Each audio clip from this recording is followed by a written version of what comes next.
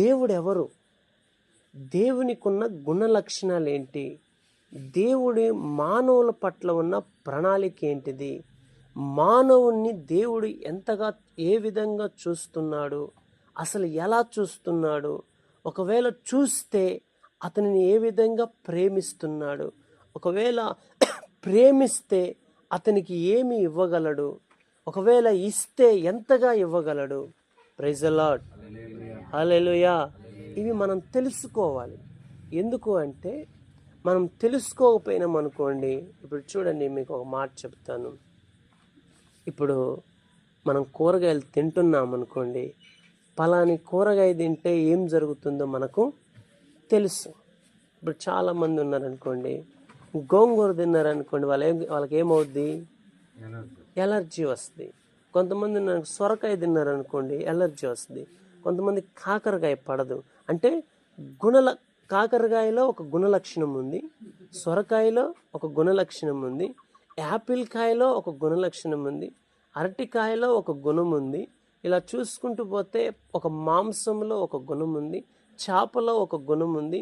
అన్నిట్లో రకరకాల స్వభావాలు, గుణము, వాటి యొక్క ప్రోటీన్స్, వాటి యొక్క బలము, శక్తి వేరు.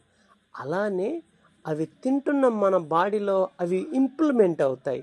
అవి తినగానే మన బాడీ అలా రియాక్ట్ అవుతుంది, అంటే ఆ శక్తి వస్తుంది. అలానే దేవుణ్ణి మనం ఆరాధిస్తున్నామంటే దేవుని ద్వారా మనకు ప్రయోజనం ఏంటి, దేవుని నమ్ముకున్న మనకు తర్వాత నెక్స్ట్ లైఫ్ ఏంటి, ఇవన్నీ మనకు తెలియాలి. ప్రైజ్ ది లార్డ్, హల్లెలూయా. వాటిలో మొట్టమొదటిది నేను కొన్ని మీకు విషయం తెలియజేస్తాను. ఒక వారం ప్రభు గురించే మీకు సవివరంగా తెలియజేయటానికి పరిశుద్ధాత్ముడు మనకు సహాయం చేయనుగాక. Praise the lord. చూడండి, ఈరోజు అన్నిటికంటే శ్రేష్టమైన ఒక భాగాన్ని మీకు తెలియచేయాలని ప్రభు నన్ను ప్రేరేపిస్తున్న మాట మీకు తెలియజేస్తున్నాను. చూడండి, 1 యోహాను 4:8 ఏమని ఉంది అంటే, అలా చదువుకుంటూ వస్తే, దేవుడంట ప్రేమై ఉన్నాడు. Praise the lord. ప్రేమ అంటూ అక్కడ ఏమంటున్నాడంటే ఆయన ప్రేమ స్వరూపి. ప్రైజ్ ది లార్డ్, హల్లెలూయా. ఆయన ఎవరంట చెప్పండి? ప్రేమ స్వరూపి. ఆయనకి ఏమని పేరు రాస్తున్నాయంటే ఆయన ప్రేమ స్వరూపి. ఎవరు? మనము ఆరాధిస్తున్న దేవుడు ఎవరు చెప్పండి? ప్రేమ స్వరూపి. ప్రేమను గురించి కొద్ది నిమిషాలు మనం ధ్యానం చేసుకొని ఈరోజు ధ్యాన భాగంతో మనం ముగించేసుకుందాం. చూడండి, ఖచ్చితంగా నేను 8:30 కల్లా లేదా 8:35 కల్లా ముగించేస్తాను. మీరు మాట్లాడకుండా కొద్దిగా శ్రద్ధగా వింటే, నా మాటలు ఒకవేళ మీరు చెవిన పెట్టి వినగలిగితే చాలా గొప్పగా మీరు ఆశీర్వదించబడతారు. ఎందుకంటే కోట్ల రూపాయలు వెలపెట్టి కొన్న దొరకని అమూల్యమైన మాటలు దేవుడు మనతో మాట్లాడతాడు. Praise the Lord, hallelujah. చూడండి, అక్కడ అంటున్నాడు దేవుడు ప్రేమ స్వరూపి. అంటే ప్రేమకున్న లక్షణం ఏంటి అంటే, వినాలి, ప్రేమకున్న లక్షణం ఏంటి అంటే మొట్టమొదటిగా క్షమించటం. మొట్టమొదటిగా ఏంటిది? క్షమించడం. తర్వాత కరుణించటం. తర్వాత ఏంటిది? కరుణించటం. తర్వాత చూసుకుంటూ వస్తే ఆ వ్యక్తిని త్యాగం చేయటం. ఇలా చూసుకుంటూ వస్తే ప్రేమలో చాలా లక్షణాలు కనబడుతూ వస్తాయి. అలా మనం చూస్తే దేవుని యొక్క స్వగుణాలలో ఏమున్నదంటే, మొట్టమొదటిగా కొరింథీ మనం 3 కానీ చదవగలం, 13వ అధ్యాయం ఉంటుంది. ప్రేమను గురించే సవివరంగా రాశాడు అక్కడ అపోస్తుడైన పౌలు. తెలుసా మీకు? తెలుసా అపోస్తుడైన పౌలు ఎంతమంది తెలుసమ్మా? తెలుసా? అపోస్తుడైన పౌలు చాలా పత్రికలు రాశారు ఈ బైబిల్లో. దాదాపు 14 పత్రికలు రాశాడు. ఆ రాసినటువంటి పౌలు ఏమంటాడంటే, ప్రేమ అన్నిటికంటే చాలా శ్రేష్టమైంది. ఆ శ్రేష్టమైన ప్రేమ భూమి మీదకి ఎలా వచ్చిందయ్యా అంటే, భూమి ఒక దైవము చేత నిర్మించబడింది గనక, ఆ నిర్మించినటువంటి ఆ నిర్మాణకుడు ఎవరయ్యా అంటే ప్రేమామూర్తి ఆయన. Praise the lord. ఆయన ప్రేమ స్వరూపి. ఆ ప్రేమ స్వరూపిలో ఉన్నటువంటి ప్రధానమైనటువంటి లక్షణం ఏమైనా ఉందయ్యా అంటే అది మొట్టమొదటిది ప్రేమ. దేవుడు అనే నిర్వచనానికి ప్రేమ అనేది అర్థం ఇస్తూ ఉంటుంది. ఎందుకు అంటే దేవునిలో చాలా గుణాలు ఉంటాయి. వాటిలో ఇంకా మనం గొప్పగా చెప్పాలన్నిటికంటే శక్తివంతమైంది అంటే ప్రేమ. మరి ఈ ప్రేమ ఏం చేస్తుంది భూమి మీద అని మనం ఒకసారి ఆలోచిస్తే, ఈ ప్రేమ భూమి మీదకి రావటానికి ఈ ప్రేమ మానవుల పట్ల చేసే కార్యాలు ఏంటయ్యా అని మనం కానీ ఆలోచించగలిగితే, నేర్చుకోగలిగితే, చూడండి అక్కడ అంటున్నాడు చూడండి, దేవుణ్ణి మనము ప్రేమించితిమని కాదు కాదు తానే మనలను ప్రేమించి మన పాపములకు ప్రాయచిత్తమై ఉండుటకు తన కుమారుని పంపెను. ఇందులో ఏముందంట? ప్రేమ. చూడండి ఇందులో ఏముందంట? ప్రేమ. అంటే ప్రేమ అని ఇక్కడ ఎందుకు రాశాడంటే దేవునికి మానవులంటే చాలా ప్రేమ. ఎంత ప్రేమ అంటే నువ్వంటే, నీ కుటుంబం అంటే, నీ పిల్లలంటే, నీ భర్త అంటే, నీ భార్య అంటే, సేవకులైన విశ్వాసులు, అసలు మనిషి అంటే దేవునికి ఎంత ప్రేమ అంటే ప్రాణం పెట్టేంత ప్రేమ. Praise the Lord. ఎంత ప్రేమ చెప్పండి? ప్రాణం పెట్టేంత ప్రేమ. మనమంటే మీరు అనుకోవచ్చు అసలు నన్ను ప్రేమించేవారే లేరు, నా భర్త ప్రేమించటం లేదు, నా భర్త సరిగా నన్ను ప్రేమించటం లేదు, నా భార్య నన్ను ప్రేమించటం లేదు, నా అన్నదమ్ములు నన్ను ప్రేమించటం లేదు, నా తోబుట్టువులు, మా పిన్ని, మా కుటుంబీకులు ఎవ్వరు నన్ను ప్రేమించేవారు లేరని మీరు ఒకవేళ ఈరోజు కుమిలిపోతున్నారేమో, ఒకవేళ బాధపడుతున్నారేమో, ప్రభు ఈ రాత్రి మాట్లాడుతున్నాడు. దేవుడు నిన్ను నిజంగా ప్రేమిస్తున్నాడు. Praise the Lord. హల్లెలూయా. మనుషుల ప్రేమ కొద్ది కాలమే ఉంటుంది. మనుషుల ప్రేమ శాశ్వతం కాదు. మనుషులు డబ్బుంటే ప్రేమిస్తారు, మనుషులు హోదా ఉంటే ప్రేమిస్తారు, మనుషులు చూడండి సంపద ఉంటే ప్రేమిస్తారు, మనుషులు మన దగ్గర వస్త్రాలు ఉంటే ప్రేమిస్తారు, ఒక డిగ్నిటీతో ఉంటే ప్రేమిస్తారు. అయితే ప్రభు అలాంటి వ్యక్తి కాదు. ఆయన ఎలాంటి వ్యక్తులను ప్రేమిస్తాడంటే అందరినీ ప్రేమిస్తాడు. పాపుల్ని ఇంకా ఎక్కువగా ప్రేమిస్తాడు, ఇంకా కృంగిపోయిన వారిని ఇంకా ఎక్కువగా ప్రేమిస్తాడు, ఇంకా హృదయం నలిగిన వారిని ఇంకా ఎక్కువగా ప్రేమిస్తాడు, ఇంకా హృదయంలో గాయమున్న వారిని ఇంకా ఎక్కువగా ప్రేమిస్తాడు. ఆయన మానవులని చాలా ప్రేమిస్తూ ఉంటాడు. Praise the Lord. Hallelujah. Hallelujah. నేను అంటాను కదా, నీ తల్లి కంటే, నీ తండ్రి కంటే, నీ అన్నదమ్ముల కంటే, నీ తోబుట్టుల కంటే నిన్ను అత్యధికంగా ప్రేమించే దేవుణ్ణి నువ్వు ఆరాధిస్తున్నావు. Praise the Lord. హల్లెలూయా. ఈ సత్యాన్ని మనం తెలుసుకోవాలి. ఈ సత్యం మన హృదయంలో తెలుసుకున్నాం అనుకోండి, ఇంకా మనం దేనికి భయపడం. నేను తెలంగాణ ప్రాంతంలో ఆదిలాబాద్ జిల్లా ఉట్నూరు మండలం అనే ట్రైబల్స్ మధ్యలో సేవ చేశాను 4 సంవత్సరాలు. అంటే లంబాడి, గోండు జాతి, అడవి జాతుల ప్రజల మధ్యలో సేవ చేశాను. సేవ చేసినప్పుడు నాకు అక్కడ ఎవ్వరు లేరు. నేను ఎవరైనా పలకరిద్దామంటే మా అన్న లేడు అక్కడ, మా తమ్ముడు లేడు, నా తల్లిదండ్రులు లేరు, నా సహోదరులు ఎవ్వరు లేరు అక్కడ. అయినా ఒంటరిగా ఉన్నప్పుడు నాకు ధైర్యం ఏంటయ్యా అంటే, ఎవ్వరు నన్ను ప్రేమించినా ప్రేమించకపోయినా దేవుడు నన్ను ప్రేమిస్తున్నాడు. Praise the lord. 2 నిమిషాలు మీరు వినకపోయారు అనుకోండి, మీకు అర్థం కాదు ఏం చెప్పాడు. వాక్యం చెప్తున్నప్పుడు పురుగు పక్కన పోతుంటే సౌండ్ రావాలి మనకి, ఆ పురుగు యొక్క శబ్దం. అంటే అంత నిశ్శబ్దంగా మనం ఉండాలి. ఇంకొక విషయం చెప్తాను చూడండి, వాక్యం చెప్పేటప్పుడు మీరు అలా స్ట్రిక్ట్గా ఉన్నారనుకో, పక్కన పాము పోతున్నా మీరు కదలకూడదు. అప్పుడు పాము మిమ్మల్ని ఏం చేయదు. ఈ క్వశ్చన్ తెలిసిన, ఏ విష జంతువు కూడా స్వయంగా వచ్చి మన మీద మనల్ని హాని చెయ్యవు. మీరు వాక్యం ఏంటో అలానే స్ట్రిక్ట్గా ఉన్నారనుకోండి, పక్క నుంచి పాము పోని, తేలి పోని, ఏదన్నా పోని, అది నిన్నేం చేయదు. అదొక దారి అనుకొని నేను దాటి వెళ్ళిపోద్ది. Praise the Lord. హల్లెలూయా. అలా వినగలిగితే ఏం తెలిసిన దేవుడు తన దాసులోంచి మాట్లాడుతున్న మాట మన హృదయం అనే పొలంలో విత్తబడి అది ఒకరోజు మొలకెత్తి ఒకరోజు పంటగా మారి ఒకరోజు నీ ఆకలి నీ దాహం తీరుస్తుంది. అది ప్రైజ్ ది లార్డ్. దాని ద్వారా నువ్వు బ్రతకొచ్చు, నీ పిల్లలు బ్రతకొచ్చు, అందరూ బ్రతకొచ్చు. అయితే చూడండి, మనం వాక్యంలోకి వెళ్తే ఇలా మధ్య మధ్యలో డిస్టర్బ్ చేస్తున్నారు అనుకోండి, సమయం అంతా వెళ్ళిపోద్ది. అప్పుడు మీరేమంటారంటే పాస్టర్ గారు 8:30 ముగిస్తా అన్నాడు, ముగించలేదు. పాస్టర్ గారు కూడా అబద్ధం ఆడతాడు అంటాడు. Praise the lord. అలా కాకుండా ఇంకొక 15 నిమిషాలు సరదాగా వినండి.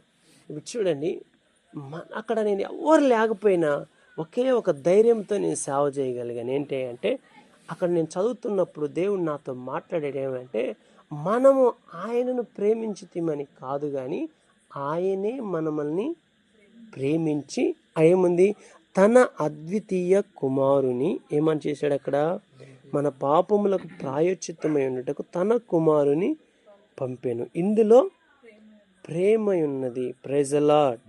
హల్లెలూయా.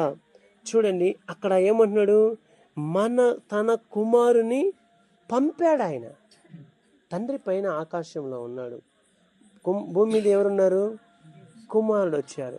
అంటే మనల్ని ప్రేమించి దేవుడు ఎవరిని పంపించాడు, యేసు ప్రభుల వారిని మన కోసం పంపించాడు. పంపించాడంటే ఎవరి కోసం, నన్ను ప్రేమించి పంపించాడు అనుకోండి. ఆయన ఎవరి కోసం పంపించాడు, నా కోసం పంపించాడు. ఇప్పుడు నా పక్కన ఎవరున్నారు చెప్పాలి మీరు, యేసు ప్రభుల వారు ఉన్నారు. ఇప్పుడు నేను ఒంటరా జంట చెప్పండి, జంట. ఇప్పుడు యేసు ప్రభుల వారే నా పక్కన ఉంటే ఇంకా నాకెందుకు భయం. Praise the Lord. హల్లెలూయా. అంటే నిన్ను ప్రేమించి దేవుడు ఏం చేశాడో తెలుసా, నీకు తోడుగా ఉండటానికి, నిన్ను నడిపించటానికి, నిన్ను ఆదరించటానికి, నిన్ను ధైర్యపరచటానికి, నిన్ను ఆశీర్వదించటానికి ఎవరిని పంపించాడో తెలుసా, సాక్షాత్తు తన అద్వితీయ కుమారుని నీ కోసం పంపించాడు ఆయన. Praise the lord. ఇందులో ఏముందంట, ప్రేమ. మీకు కుమారులు ఎవరుకున్నారు ఒకసారి చేస్తున్నాం, కొడుకు ఎవరుకున్నారు, వచ్చిన వాళ్ళ కొడుకులు ఎవరికైనా ఉన్నారా? మా బావకున్నారు. నా సొంత బావ ఆయన. నాకు పరిచర్యలో చాలా సహకారంగా ఉంటాడు. ఆయన కోసం కూడా ప్రార్థించండి. ఆయనకు సేవ పిలుపు ఉంది, బాగా ముందుకెత్తుండు. ఆయన కోసం బాగా ప్రార్థించండి. వచ్చే సంవత్సరం ఆయన కూడా ఎట్లనే మీటింగ్లలో వాక్యాన్ని చెప్పాలి. Praise the Lord. హల్లెలూయా. ఇప్పుడు మీ కుమారుణ్ణి చూడండి, బాబు పలానోళ్ళు పాపం చేశారంట అని చెప్పి మా బావ దగ్గరకు వచ్చి, బావ మీ కుమారుణ్ణి ఇప్పుడు బలిగా పంపించాలి అంటే ఏమంటాడు, బాబు నీతో కూడికలకు రమ్మంటే వస్తాను, కానీ అయ్యా యేసుబాబు నీకో దండం నీ దేవునికో దండం అంటాడు. ఎందుకు, కష్టం అది. ఇప్పుడు జయక్కుందనుకోండి, రేపొద్దున ఎవరు భూలక్షకు ఒక కొడుకు పుట్టాడు అనుకోండి, లేకపోతే ఇంకెక్కడ కిరణ్కి ఒక కొడుకు ఎవరో కొడుకున్నాను అనుకోండి, అయ్యా ఊర్లో ఉన్న వాళ్ళందరూ పాపం చేశారయ్యా, వాళ్ళందరి కోసం మీ కొడుకులను బలి ఇయ్యాలయ్యా అని అనుకోండి. అప్పుడు మనం ఏమంటాం, అమ్మా ఎంత దుర్మార్గం ఇది, వాడెవడో పాపం చేయటం ఏంది, మా పిల్లల్ని బలి ఇయటం ఏంది అన్న ఆలోచన వస్తుంది మనకి. అవునంటారా కాదంటారా? లేదంటే తెసపో బలి చేసే అంటామా మనం? ఆనం. ఎందుకు? మనకు ప్రేమ లేదు, మనకు మనసులంటే జాలి లేదు, మనకు మనసులంటే సరైన ప్రేమ లేదు. కానీ మనుషులంటే చాలా ఉన్నతమైన ప్రేమ దేవునికి ఉంది. కనుక ప్రభు ఏం చేశాడయ్యా అంటే, ఆయన అద్వితీయ కుమారుడు. ఆయన మామూలు వ్యక్తి కాదు. కుమారులలో కూడా ఎవరు? అద్వితీయ కుమారుడు ఆయన. ఆయన ఎప్పుడు కుడి పార్శ్వము నుండే వ్యక్తి. ఆ ఉన్నతమైనటువంటి ఆ కుమారుణ్ణి ఏం చేశాడంటే, నిన్ను నన్ను ప్రేమించి మన కొరకు ఆయనని ఈ లోకానికి పంపాడు. Praise the lord. నేను అంటాను కదా, ఎవరో ప్రేమించాలి అన్నా నువ్వు ఆ వ్యాకులత నీకొద్దు. నీ కోసం యేసు ప్రభుల వారు ఉన్నారు, నీ కుటుంబం కోసం యేసు ప్రభుల వారు ఉన్నారు, నీ వ్యాపారం కోసం యేసు ప్రభుల వారు ఉన్నారు, నీ ఉద్యోగం కోసం ఎవరో ఏదో చేయాలి అన్న ఆలోచన మనకొద్దు. మనం వాక్యపు వెలుగులో నడిస్తే, వాక్యం ఏం బోధిస్తుందో మనం తెలుసుకుంటే, వాక్యం యొక్క సత్యం ఏందో మనం తెలుసుకుంటే, వాక్యం యొక్క విలువ ఏంటిదో మనం తెలుసుకుంటే, వాక్యం మనల్ని బలవంతులుగా చేస్తుంది. Praise the lord. ఇప్పుడు యేసు ప్రభుల వారిని పంపించాడు. పంపించిన తర్వాత ఆయన ఏం చేశాడు? మొట్టమొదటిగా ఆయన భూమి మీదకి వచ్చి మంచి సువార్త బోధించాడు. ఏమని?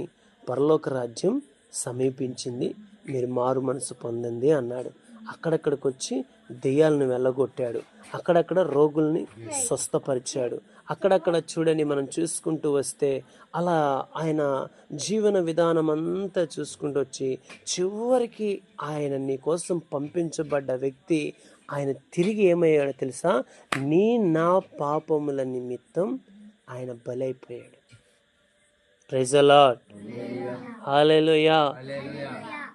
నీవు చేసిన తప్పిదాలకు, నేను చేసిన తప్పిదాలకు, ఆ పాపులమైన మన అందరి కోసం, మన కోసం పంపించినటువంటి ఆ ప్రభు అయిన దేవుడు ఏమైపోయాడయ్యా అంటే, కుమారుడైన దేవుడు ఏమైపోయాడయ్యా అంటే కల్వరి సిలువలో బలైపోయాడు. నేను అంటాను కదా, ఎవరు నీకు ఇలా సహకారులుగా ఉండగలరు? ఎవరు నీ పాపముల కోసం ప్రాయశ్చిత్తం చేయగలరు? ఎవరు తనలో ఉన్న ఆశీర్వాదాన్ని అంతా నీకు ఇవ్వగలరు? అందుకే ఒక పత్రికలో ఏమని ఉంటుంది అంటే, క్రీస్తు యేసు యొక్క మహిమైశ్వర్యంలో, చెప్పండి, క్రీస్తు యేసు, ఒకసారి చదువుతారన్నమాట. ఫిలిప్పీలు 4వ అధ్యాయము, ఫిలిప్పీలకు రాసిన పత్రిక చూడండి.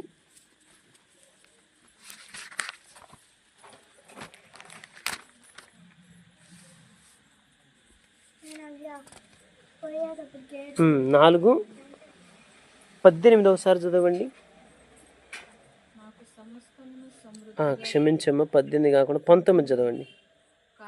కాగా దేవుడు తన క్రీస్తు యేసునందు మహిమలో, ఎవరి అవసరతలు? మీ అవసరతలే.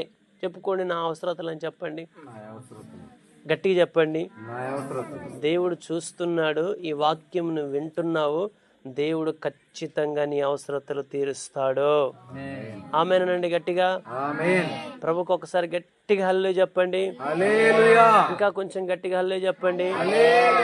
నేను అంటున్నాను కదా, నీకు అప్పు ఉందా? ఆయన తీరుస్తాడు. నీకు రోగం ఉందా? ఆయన స్వస్థపరుస్తాడు. నీ భర్త మారలేదా? ఆయన మారుస్తాడు. నీ పిల్లలు నీ మాట వినట్లేదా? ఆయన చేస్తాడు ఆ కార్యం. నీవు కాదు, నువ్వు చేసావనుకో ఆయన తిరగబడతాడు. నువ్వు చేసావనుకో నీ పిల్లలు నీ మీద తిరగబడతారు. నువ్వు చేసావనుకో గ్రామం నీ మీద తిరగబడుతుంది. నీకై నీవు ఆలోచన చేసావనుకో నీ ఆలోచన వ్యర్థము, నిన్ను పతనం చేస్తుంది. చూడండి, స్వచ్ఛిత్తంగా మనం చేసామనుకోండి 3 నష్టాలు కలుగుతాయి. ఏంటి అంటే, సమయం వేస్ట్ అయిపోతుంది, ధనం వేస్ట్ అయిపోతుంది, ఆరోగ్యం వేస్ట్ అయిపోతుంది. అయితే నీ కోసం పంపించబడిన క్రీస్తు గాని చేశాడు అనుకోండి, సమయం మిగులుతుంది, ధనం మిగులుతుంది, ఆరోగ్యం ఉంటుంది. Praise the Lord. హల్లెలూయా. ఇప్పుడు నువ్వేం చేయాలి అంటే, నువ్వు చింతపడవలసిన అవసరమే లేకుండా నన్ను ప్రేమించే తండ్రి ఉన్నాడు. తండ్రి నా కోసం తన కుమారుణ్ణి పంపాడు. ఆయన నా కోసం సర్వాన్ని ఇవ్వటానికి లోకానికి వచ్చాడు. అక్కడ ఏముంది? క్రీస్తు యేసు మహిమలో మీ యొక్క ప్రతి అవసరత. ఈరోజు నీకు ఏమేమి అవసరతలు ఉన్నాయో మీరందరూ ఒకసారి మీ హృదయాల మీద చేతులు వేసుకోండి. ఇప్పుడు ఒక మాట చెప్పండి, ప్రభువా, బయటికి చెబితే అమ్మో పాస్టర్ని ఇంటడేమో అనుకుంటే, ఒకవేళ లోపల చెప్పండి, హృదయంలో చెప్పండి. ఏమని? నీ అవసరత ఏముందో, నీ అక్కర ఏముందో, నీకేది ఉందని అంటున్నా కానీ నిశ్చయముగా చెప్పు. దేవుడు వింటున్నాడు. నీకు విషయం చెప్పాలా? ఒకసారి నాకు వెళ్ళి చూడండి, అందరు చెప్తా. మీరు అనుకుంటారు లోపల చెప్తే ఎట్లయినా దేవుడికి ఏం చేస్తుంది, దేవునికి ఎలా తెలుస్తుంది అనుకుంటాం. అయితే లోపల అంతరంగపు లోపల ఆలోచన శక్తి ఏదైతుందో అది ఏమి తలంచుతుందో అది కూడా తెలుసుకోగలిగిన దేవుడు మన దేవుడు. Praise the lord. ఈరోజు బయటికి మనం చెప్పుకోలేం, ఎందుకంటే ఇతరులకు చెప్తే మనకు ఎగతాళి చేస్తారేమోనని భయం, బాధ. ఇతరులను అడిగితే ఎగతాళి చేస్తారేమో అనుకుంటాం, ఇతరులను అడిగితే బాధిస్తారేమో అనుకుంటాం, అమ్మో ఈ సమస్య ఇతరులకు చెప్పలేమనుకుంటాం. నోరు తెరిచి సంఘంలో, సమాజంలో, ఇలా కూటంలో పెద్దగా ప్రార్థన చేస్తే నా జీవితం యొక్క బాధ, నా యొక్క జీవితం వెనకాల ఉన్న చీకటి, ఆ బాధ, ఆ కరువు అందరికీ తెలిసిపోద్దేమోనని మనం కుమిలిపోతాం. నేను అంటాను కదా, నువ్వు అలా బాధపడవలసిన అవసరమే లేదు, చింతించవలసిన అవసరమే లేదు. ప్రభు నీ హృదయములో లోపల చేసే ప్రార్థన కూడా వినగలిగిన సర్వశక్తిమంతుడై ఉన్నాడు. Praise the lord. కనుక ఇప్పుడు ఒక్కసారి మీ హృదయాల మీద చేతులు వేసుకుని అంటాను కదా, ఈ ప్రార్థన కూటానికి వచ్చిన నీవు ఒక్కసారి నీ హృదయం మీద చేసుకు. ఏమి జరగాలని నువ్వు ఆశపడుతున్నావో, క్రీస్తు మహిమలో ఏ అవసరత తీర్చబడాలని నువ్వు కోరుకుంటున్నావో, ఏ విషయమై నువ్వు కోరుకుంటున్నావో అది నా దేవుడు తీర్చుటకు సమర్థవంతుడై ఉన్నాడు. కనుక నువ్వు ఈ ఒకే ఒక నిమిషం మీకు అవకాశం ఇస్తున్నాను. కళ్ళు మూసుకోండి, మీ హృదయం మీద చేతులు వేసుకోండి. ఇప్పుడు చెప్పండి దేవునికి, ప్రభువా నువ్వు నన్ను ప్రేమిస్తున్నావు, ప్రభువా నువ్వు నా కోసం క్రీస్తును పంపించావు, నేను బాధపడను, కలవరపడను, క్రీస్తు యేసులో మహిమలో నా అవసరత తీరుస్తానన్నావు. నాకు పలాంది అవసరం ఉంది, నాకు పలాంది అక్కర ఉంది, నాకు పలాంది జరగాలి, నాకు పలాంది జరగాలని మీ హృదయంలో అనుకుంటూ ఉండండి. ఈ కార్యము నేడే అది జరుగుతుంది, నేడే అది తీరుతుంది, నేడే దానికి దేవుడు పునాదులు వేస్తాడు, నేడే దాన్ని క్రీస్తు యేసు మహిమలో నీ అవసరతను తీరుస్తాడు ఆయన.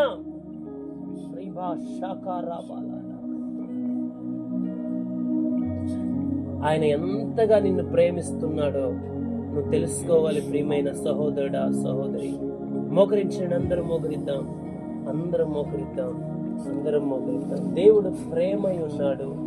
ఆ ప్రేమతో నిన్ను ప్రేమించి నీకోసం క్రీస్తును పంపించాడు ఆయన. ఆ క్రీస్తు ఎవరి కోసం అంటే నీ కోసం, నీ కుటుంబం కోసం, నీ పిల్లల కోసం, నీ భర్త కోసం, అందరి కోసం ఆయన ఆ కల్వరి సిలువలో అలా మరణించాడు. ఆ మరణించిన యేసయ్య సిలువ రక్తమును చేత పట్టుకుని కృపాసనం యొద్దకు వచ్చి మనం అడుగుదాం, ప్రభువా నీ మహిమలో నా అవసరత తీరుస్తానన్నావు. చెప్పండి అయ్యా, చెప్పండి అమ్మ, మీరు చెప్పండి. నా అవసరత తీరుస్తానన్నావు. నేను అధికారుల దగ్గరికి వెళ్ళాను, నా అవసరతలు తీరలేదు తండ్రి. ప్రభువా నా బంధువుల దగ్గరికి వెళ్ళాను, నా అవసరతలు తీరలేదు. ప్రభువా నా స్నేహితుల దగ్గరికి వెళ్ళాను, నా అవసరతలు తీరలేదు. ఇంకా ఆకలి తప్పులతో బాధపడుతున్నాను, ఇంకా వస్త్రహీనతతో బాధపడుతున్నాను, ఇంకా నా కుటుంబంలో, నా హృదయంలో సరైన మారు మనసు లేదు. నా భర్త మారలేదు, నా పిల్లలు మారలేదు, నా అవసరతలు అసలు తీరటం లేదు తండ్రి. కొడుకులు ఉన్నారు అయినా లాభం లేదు ప్రభా, కోడళ్ళు ఉన్నారు దేవా, భర్త ఉన్నాడు, పిల్లలున్నా ఏముంది, నా అవసరతలు తీరటం లేదు తెలుసు. ఉదయం లేచి రాత్రి అయ్యేంత వరకు పని చేస్తున్నాను, అయినా నా అవసరతలు తీరటం లేదు. నా భర్త పనికి వెళ్తున్నాడు, అయినా నా అవసరతలు తీరటం లేదు. దేవా నువ్వు నన్ను ప్రేమించానని వాక్యం ద్వారా నువ్వు మాట్లాడావు. అడగండి అమ్మ, అడగండి. నువ్వు ఏ విషయంలో ప్రార్థన చేస్తావో అది దేవుడు తప్పకుండా ఈరోజు తీరుస్తాడు. ఆయన ప్రేమై ఉన్నాడు, ఈరోజు తీరుస్తాడు ఆయన. అడుగు, క్రీస్తు మహిమలో తీర్చమని అడగండి. నువ్వు కష్టపడుతున్నావు కానీ సరైన బ్రతకలేకపోతున్నావు, సరిగా ఆహారం తినలేకపోతున్నావు, అనుకున్న స్థాయిలో బ్రతకలేకపోతున్నావు. ఇక నుంచి నువ్వు రాజుల యొద్దకు వెళ్ళొద్దు, అధికారుల దగ్గరికి వెళ్ళొద్దు, బంధువుల దగ్గరికి వెళ్ళొద్దు, ఎవరి దగ్గరికి వెళ్ళొద్దు.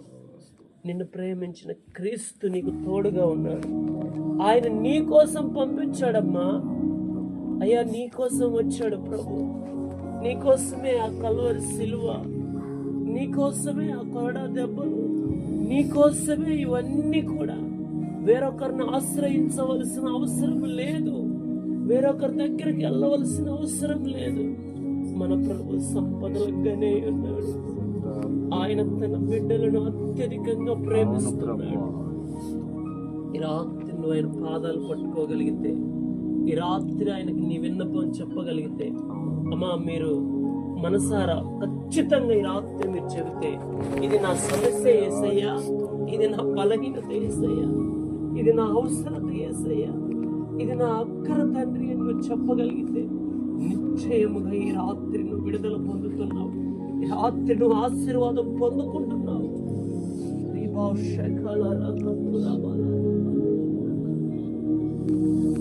అడగండి, ఇప్పుడు అడగండి, ఇప్పుడు అడగండి తండ్రి.